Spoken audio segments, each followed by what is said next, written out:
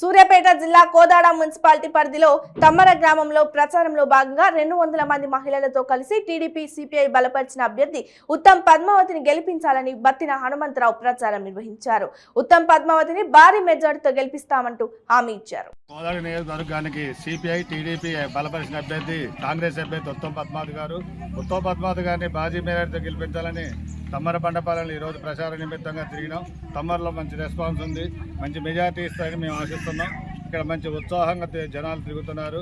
ఏ ఇంటికి పోయినా కూడా ఉత్తమ్ పద్మావతి గారికి ఓటేస్తామని చెబుతున్నారు. ఉత్తమ్ పద్మావతి గారు సుమారు ఈ నియోజకవర్గంలో 50,000 మెజార్టీతో గెలుస్తారని మేము ఆశిస్తున్నాం. తమ్మర్లో కూడా 1500 దాకా మెజార్టీ వస్తుందని మేము ఖచ్చితంగా భావిస్తున్నాం. ఖచ్చితంగా 1500 మెజార్టీ వస్తుంది.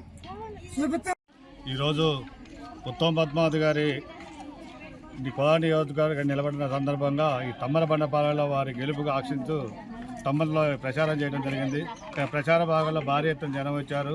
ఊళ్ళో కూడా మంచి స్పందన ఉంది. ఇక్కడ మంచి మెజార్టీతోటి ఉత్తమ్ పద్మావతి గారిని గెలిపిస్తారు. ఎక్కువ మెజార్టీ మొత్తం మీద 1000 నుంచి 1500 మెజార్టీ తమ్మరలో వస్తుందని మేము అనుకుంటున్నాం. అందుకనే అందరూ ఉత్సాహంగా ఇక్కడ అందరూ పాల్గొన్నారు.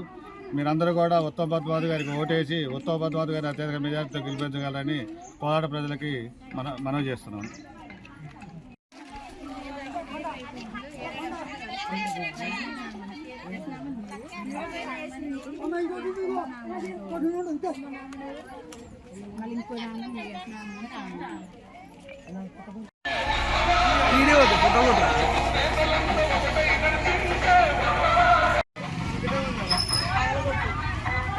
మా చెట్టు ఎన్ని ఉన్నాయి తెలుసా?